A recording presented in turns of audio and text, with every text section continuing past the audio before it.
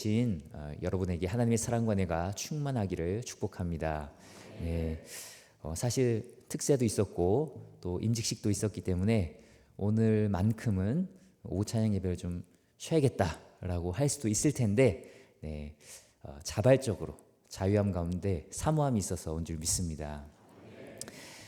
얼마 전 어떤 집사님과 신방 겸 식사 교제를 했습니다. 요즘 아이들이 그런 경향이 좀 있지만 그 집사님은 더욱더 자기 자녀들이 독립적으로 자라도록 그리고 자신의 주장을 분명하게 말하도록 교육을 시켜왔다고 합니다. 그러다 보니 이 엄마 집사님이 뭔가 얘기를 하면 그 아이들이 엄마가 얘기했다고 해서 그냥 수용하거나 받아들이지 않는다고 합니다. 예를 들어서 이거 먹으면 몸에 안 좋다, 먹으면 암 걸릴 가능성도 크니까 먹지 마라 이렇게 얘기하면 중고등학생 된 중고등부 정도 되는 이 학생이 이 아들이 네 엄마 몸에 안 좋으면 이제 안 먹을게요 이렇게 반응하기를 기대했지만 너무 자기 주장을 잘 하도록 키워서 엄마 혹시 그 주장을 지지하는 관련 논문이 있어요? 실제로 논문 있냐고 이렇게 되묻는다고 합니다. 때론 그런 아이들이 자랑스러우면서도 때론 그냥 대꾸하지 말고 말 좀 잘 들었으면 하는 마음으로 그런 이중적인 마음으로 그 얘기를 하셨던 기억이 납니다. 옛날에는 친구들끼리 막 놀다가도 막 논쟁하다 싸우다가도 뭔가 밀리면 뭐라 그랬죠? 누가 얘기했다고요? 우리 아빠가 그렇게 얘기했어 라고 우리 선생님이 그렇게 말했어 교회에서는 목사님이 그렇게 말했어 라고 말하면서 그 주장의 권위를 그 근거를 부모님이나 선생님이나 목사님에게서 찾았습니다. 정보가 닫혀 있었기 때문에 딱히 다른 권위를 둘 만한 곳이 없기도 했죠. 그러다 정보가 오픈되어 있는 지금 이 시대는 그렇지 않습니다. 정보의 진실 여부는 손가락 몇 번만 움직이면 대부분 검색해서 찾을 수 있고요. 어떤 정보를 수용하는 것도 누구 한 사람의 말을 권위 있게 수용하기보다는 관련 업계에 얼마나 많은 사람들이 그 주장을 지지하는지 혹은 그 말 자체가 얼마나 논리적이고 말이 되는지가 더 중요해졌습니다. 예를 들어서 의료적인 지식도 우리 동네 병원에 의사 선생님이 그렇게 얘기하셨어 라고만 해서는 안 되고 몇 군데 병원을 방문해 보면서 비교 대조도 해보고 그리고 인터넷 검색창을 검색도 해보고 유튜브도 찾아보고 심지어 요즘은 AI인 챗 GPT에게 물어봐서 과연 내가 지금 수술을 받는 게 좋을지 아니면 안 하는 게 좋을지 그런 여부를 판단을 합니다. 단순히 누가 얘기했기 때문에 믿는 그런 시대가 아니라는 거죠. 그래서 사실 오늘날의 교회도 이런 면에서 훨씬 더 준비가 많이 되어야겠다는 생각이 들었습니다. 예전에는 목사님이 말했다고 믿었고 성경이 그렇게 말하고 있다라고 하면 받아들였지만 지금은 그렇지 않습니다. 그 목사님의 말이 얼마나 정말 믿을 만한 말인지 검증을 해줘야 하는 시대가 되었고 성경이 사람이 썼음에도 어떻게 하나님의 말씀이라 말할 수 있고 우리가 진리로 수용할 수 있는 것인지에 대해서 그 근거를 또 말해 줄 수 있어야 하는 시대가 되었습니다. 제대로 얘기해 주지 못하고 상대방에게 짜증내거나 화를 내버리면 상대방은 수용하고 복종하는 것이 아니라 오히려 마음의 문을 닫아버립니다. 그래서 이젠 덮어놓고 믿는 시대가 아니라 분명하게 그 진리가 왜 진리인지를 변증하고 얘기해 줄 수 있는 시대가 된 거죠. 놀랍게도 2000년 전에 쓰인 신약 성경은 덮어놓고 믿으라고 얘기하지 않습니다. 베드로전서 3장 15절 말씀을 보면 이런 말씀이 있어요. 너희 마음에 그리스도를 주로 삼아 거룩하게 하고 너희 속에 있는 소망에 관한 이유를 묻는 자에게는 대답할 것을 항상 준비하되 온유와 두려움으로 하고 여기서 두려움은 존경하는 이라는 의미에 좀 더 가까운데요. 너 왜 예수 믿니? 너 예수 믿어서 무슨 유익이 있어?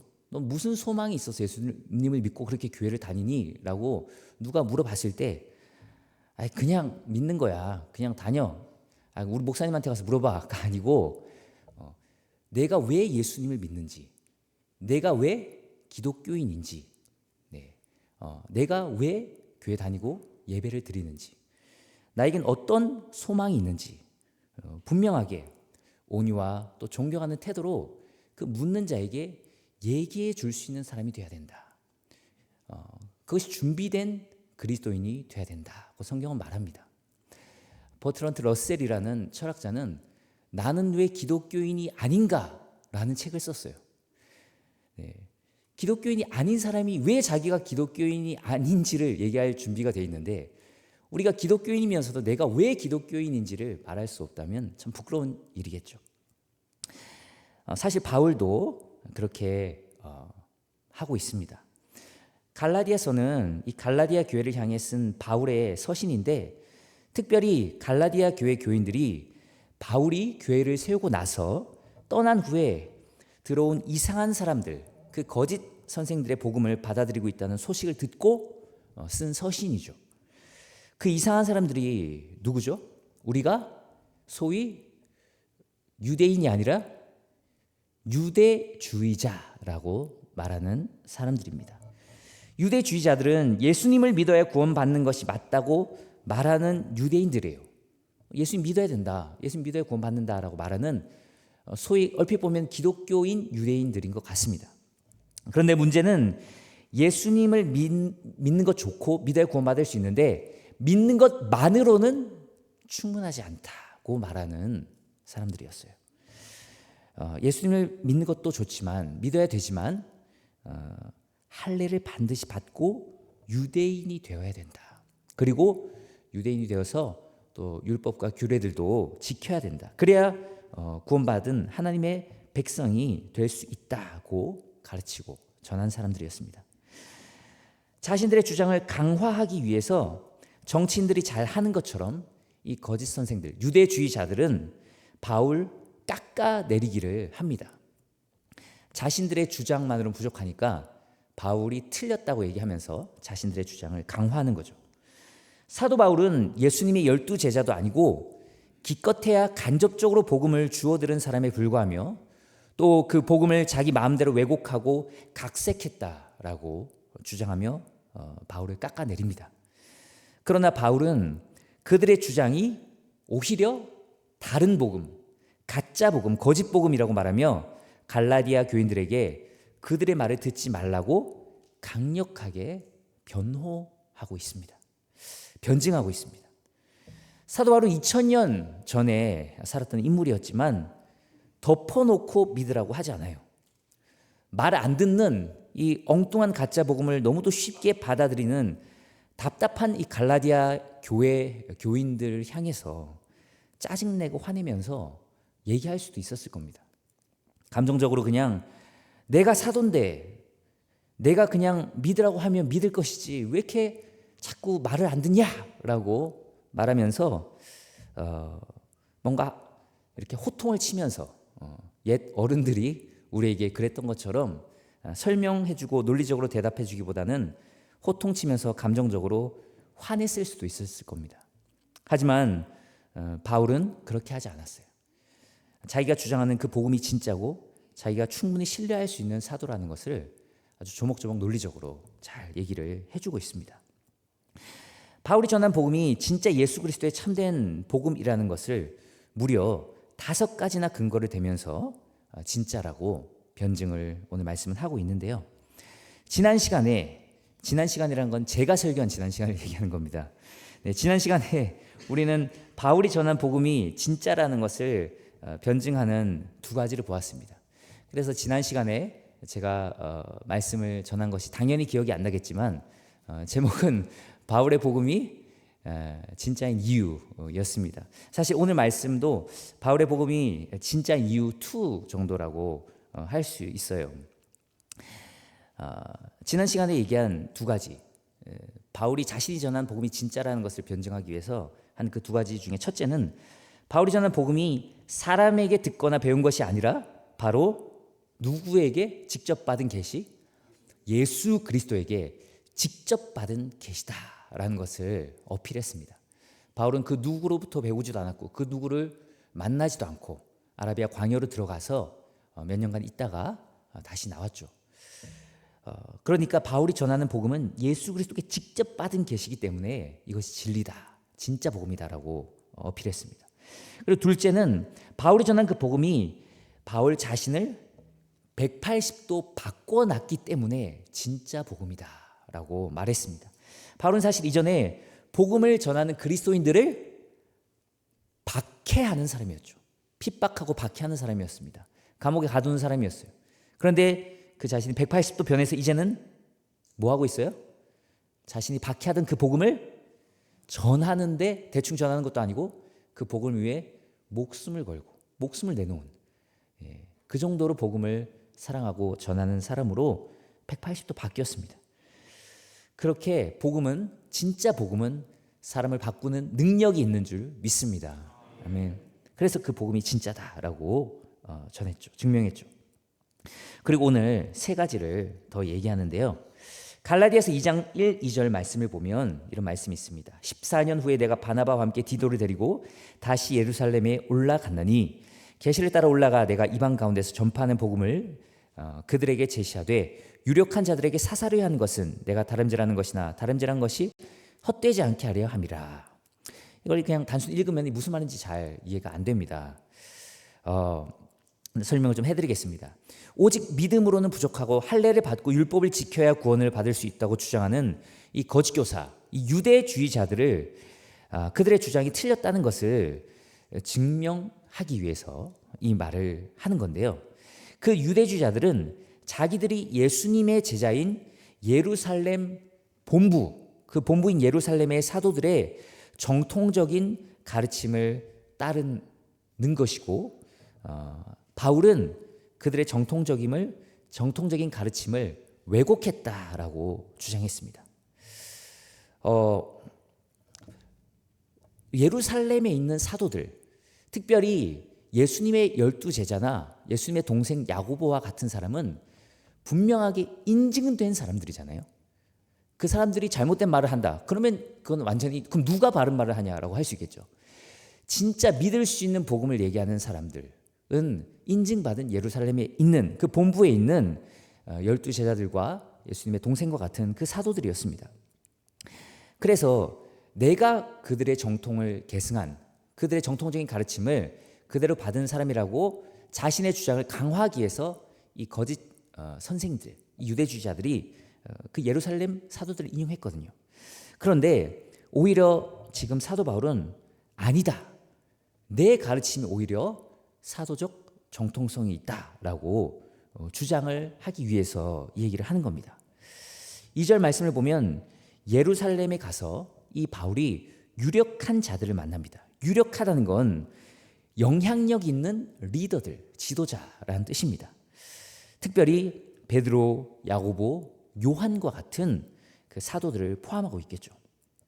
2장 9절 말씀을 보면 그리스도인들이 기둥같이 여기는 그 사도들을 만났다라고 말하는데 기둥같이 여긴다. 교회 기둥처럼 여기는 그 인증된, 검증된 그 예수님의 제자, 그 사도들을 만났다는 거죠.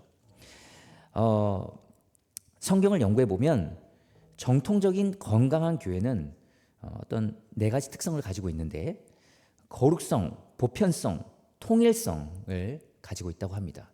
교회는 거룩해야 되겠죠. 세상과 구별되어 하나님의 거룩성을 드러내야 합니다. 그리고 보편성, 건강한 교회는 모든 사람들을 수용합니다. 가난한 자든 뭐 여자든 남자든 어떤 인종이든 구별하지 않고 차별하지 않고 수용하죠. 그리고 통일성, 교회는 사실은 하나입니다. 네 교회 내 교회 경쟁하는 것이 아니라 하나님의 백성들이 모이는 하나의 교회죠. 거기에 한 가지가 더 있는데 바로 사도성입니다. 사도성. 에베소서 2장 20절 말씀을 보면 너희는 사도들과 선지자들의 터 위에 세우심을 입은 자라 그리스도 예수께서 친히 모퉁이 돌이 되셨느니라 는 말씀이 있습니다. 교회는 선지자와 사도들을 통해 주신 예수 그리스도의 말씀 위에 세워졌다는 말입니다. 교회가 사도성이 있어야 한다는 건 그 교회가 사도들의 가르침과 신앙을 바르게 잘 계승해야 해야 한다는 말입니다. 예수님이 부활 승천하신 후에는 예수님의 직계 제자인 12제자와 야고보와 같은 예수님의 동생 같은 인물들, 즉 보내심을 받은 자라는 뜻을 가진 그 사도들로서 활동을 했고, 그들이 말하는 예수 그리스도의 복음이 참된 복음의 지표가 된 것이죠. 우리도 예배 시간에 늘 고백하는 그 고백이 있습니다. 그 신앙 고백이 뭐죠? 바로 사도신경입니다. 이 사도신경은 사도들이 직접 쓴 건 아니에요. 그러나 초대교회 때 사도들의 신앙을 담은 고백을 만들어서 바로 사도신경이라고 했고, 그것을 교회는 2000년 가까이 고백해 오고 있습니다. 사도들의 신앙을 고백한 그 사도신경, 즉 사도들의 신앙은 사도들이 따로 만들어낸 신앙이 아니라 바로 예수 그리스도께 받은 그 예수 그리스도의 말씀에 기반한 바로 그 신앙 고백이기 때문에 사도들의 신앙 고백을 따른다는 것, 사도성이 있어야 된다는 것은 곧 예수님의 말씀, 하나님의 말씀을 따르는 말씀 위에 세워진 교회라는 뜻입니다. 그런 교회가 참된 하나님의 건강한 교회인 줄 믿습니다. 그런데 오늘 말씀은 뭐라고 말합니까? 2장 6절을 보면 이 바울이 유력한 자들을 만났는데, 이런 그 사도들을 만났는데 그 유력한 이들이 내게 의무를 더하여 준 것이 없다고 얘기합니다. 의무를 더하여 준 것이 없다. 그러니까 사실 이 바울이 사도들에게 배운 게 아니죠. 복음을 예수 그리스도께 직접 받은 겁니다. 그럼에도 불구하고 그 복음이 이 12제자와 같은 그 사도들이 전하는 복음과 다르면 될까요? 안 될까요? 다르면 안 되겠죠. 다르면은 바울이 전한 복음이 가짜가 될 거 아닙니까? 네. 진짜인지 가짜인지를 결정하는 바로미터와 같은 역할을 하는 게 예수님께 직접 제자 훈련을 받은 3년 동안 같이 동행한 그들이잖아요. 근데 그들이 전하는 복음과 같아야 된다는 거죠. 그들이 전하는 복음과 바로 같다는 걸 오늘 본문 말씀이 말해주고 있는 겁니다. 그들이 이 바울에게 네가 말한 복음, 네가 받은 계시는 뭔가 부족해, 이런 걸 더해줘야 돼, 그 부분 수정해야 돼 라는 게 있었다는 거예요? 없었다는 거예요? 없었다는 겁니다. 없었다는 거예요. 그리고 2장 9절 말씀을 보면 기둥같이 여기는 야고보와 게바와 요한도, 이 게바는 베드로겠죠, 내게 주신 은혜를 알므로 나와 바나바에게 친교의 악수를 하였으니 이는 우리는 이방인에게로 그들은 할례자에게로 가게 하려 함이라. 어떤 악수를 했다고요? 친교의 악수를 했다. 그 말은 무슨 말이에요? 동등한 사도로 인정을 받았다라는 거죠. 모든 사도들도 동등한 사도로 바울을 인정해 줬다는 얘기입니다. 그리고 다만 똑같은 복음을 전하는, 똑같은 예수 그리스도의 참된 복음을 전하는 사도인데 다만 뭐만 다를 뿐이에요? 역할만 다를 뿐이라는 거죠. 네. 베드로와 그 제자들은 예루살렘에서 유대인들에게 선교와 전도를 하는, 복음을 전하는 역할을 감당하고, 바울과 바나바 같은 사람은 이방인들에게 그 복음을 전하는 역할 분담을 했을 뿐이지 같은 동일한 예수 그리스도의 참된 복음을 전한다는 것을 확증한 겁니다. 만약 유대주의자들의 말이 진리라면 2절 말씀처럼 바울이 전한 복음이 헛되어졌을 겁니다. 그러나 그 유대주의자들이 사실은 가짜고, 바울이 전한 그 오직 예수 그리스도를 믿는 믿음으로 얻는 구원이 참된 복음이었다라는 것을 분명하게 증명한 것이죠. 그래서 바울의 복음이 참된 복음입니다. 그리고 네 번째로 이 참된 복음은 능력이 있습니다. 저번 시간에 180도 이 사도 바울을 바꿔놨다고 했는데 또 사람을 바꾸는 능력이 있다는 것을 오늘 말씀이 보여줍니다. 오늘 말씀 2장 3절 이하를 보면, 그러나 나와 함께 있는 헬라인 디도까지도 억지로 할례를 받게 하지 아니하였으니 이는 가만히 들어온 거치 형제들 때문이라. 그들이 가만히 들어온 것은 그리스도 예수 안에서 우리가 가진 자유를 엿보고 우리를 종으로 삼고자 하되 그들에게 우리가 한시도 복종하지 아니하였으니 이는 복음의 진리가 항상 너희 가운데 있게 하려 함이라 라고 기록하고 있습니다. 갈라디아서 5장 1절 말씀을 보면 그리스도께서 우리를 자유롭게 하려고 자유를 주셨으니 그러므로 굳건하게 서서 다시는 종의 멍에를 매지 말라는 말씀이 있습니다. 예수 그리스도의 복음은 우리를 어떻게 한다고요? 자유케 한다고 합니다. 오늘 말씀 제목처럼 예수 그리스도 복음이 우리를 자유케 하는 줄 믿습니다. 네, 자유케요. 거짓 형제들, 즉 유대주의자들은 이 자유로운 그리스도인들을 종으로 오히려 만들고 속박하려고 했습니다. 가짜 복음은 그리스도인을 속박하고 종으로 만든다는 겁니다. 진짜 복음은 오히려 그리스도인을 자유롭게 하는데 가짜 복음은 그리스도인을 속박하고 종으로 만든다는 거죠. 그들은 구원을 받는데 어떤 조건을 덧붙였죠. 덧붙였습니다. 네. 할례를 받아야 돼. 그리고 율례도 지키고 율법 지키고 규례도 지켜야 돼. 그래야 구원받을 수 있어 라고 하면서 구원받는데 어떤 조건을 덧붙인 거예요. 그러니까 종으로 만든 거죠. 자유함을 뺏어갔죠. 네가 구원받기 위해선 이걸 해야 돼 라고 뭔가 조건을 달았기 때문입니다. 그러나 우리가 자유한 이유는 참된 복음은 우리가 무엇을 해야 된다라고 얘기하지 않고 하나님께서 우리를 위해 무엇을 해주셨다라고 얘기하기 때문입니다. 참된 복음은 우리가 무엇을 해서 구원을 받는 것이 아니라 하나님께서 우리를 구원하기 위해서 예수 그리스도를 보내주셨고 그분이 우리 위해 십자가에 죽으시고 부활하셨다는 것을 믿기만 하면 구원을 받는다는 그것이 참된 복음인 줄 믿습니다. 우리도 그것을 믿어서 구원받았기에 이제 우리가 구원받기 위해서 무엇을 해야 되는 것이 없습니다. 그래서 우리는 사실 자유해진 거죠. 자유해진 거죠. 그런데 세상 사람들은 거꾸로 생각하는 경우가 많더라고요. 예전에 전도를 하는데 어떤 분이 이렇게 얘기를 하더라고요. 교회 나가면 자꾸 교회 예배 참석하라고 하고 이거 하지 말라 저거 해라 그런 규율들이 너무 많아서 가고 싶지 않다는 얘기를 들었습니다. 그분에게 오히려 교회 나오면 예수 믿으면 더 자유해지는 것인데 그렇게 거꾸로 생각하고 있는 것이 안타깝다는 얘기를 해줬는데 시간이 많이 없어서 더 자세하게 얘기는 나누지 못했어요. 진리의 복음이 우리를 속박하고 힘들게 합니까? 사실 뭐 마음대로 놀러도 못 가고 예배 빠지면 안 되고 뭐 헌금도 내야 되고 술 담배도 마음대로 못 하고 마음대로 못 하죠. 그때 목사님이 얘기하셨던 것처럼 교인들이 지나가다가 볼까 봐 목사님에게 걸릴까 봐 숨어서 하든지 아니면 억지로 안 하든지 못 하고 또 사람도 마음대로 못 만나고 뭐 한두 가지가 아니죠. 그런 것들이 우리를 속박한다고 생각할 수 있어요. 하지만 진실은 반대입니다. 하나님이 없는 사람들이 훨씬 더 사실은 진짜 속박되어서 살아가고 있습니다. 하나님이 없는 자리에는 신이 없는 것이 아니라 수많은 신들이 비처럼 내린다고 어떤 신학자가 얘기했습니다. 복음이 없으면 신경 써야 될 게 한두 개가 아닙니다. 손 없는 날 이사해야 하고 뭐 발 없는 날은 이사해도 되나요? 손 없는 날 이사해야 되고 4층에 살면 안 되고 밤에 뭐 손발톱 깎으면 안 되고 문지방 밟으면 안 되고 빨간색으로 이름 쓰면 안 되고 등등등 우리를 규제하는 것들이 너무도 많습니다.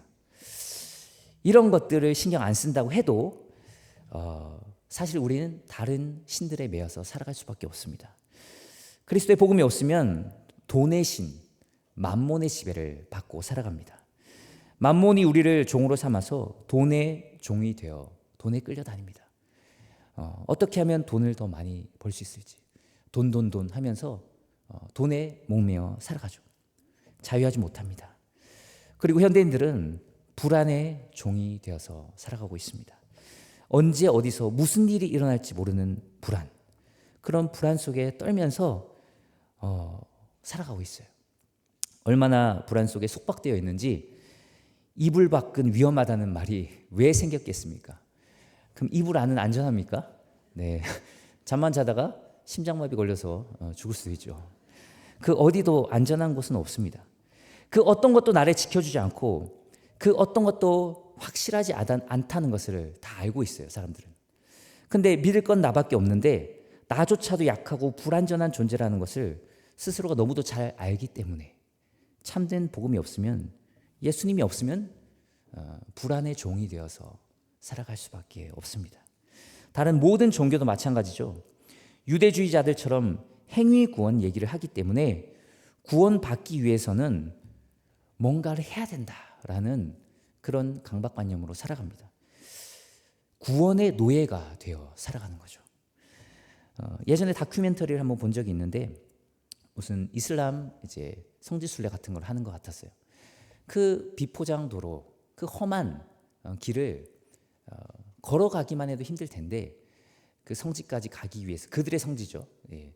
산 넘고 강 건너서 그 막 낭떠러지를 지나가는데 그냥 걸어가는 것도 아니고 뭐 몇 발짝 걷고 또 엎드려 절하고 또 몇 발짝 걷다가 엎드려 절하고 그렇게 가더라고요.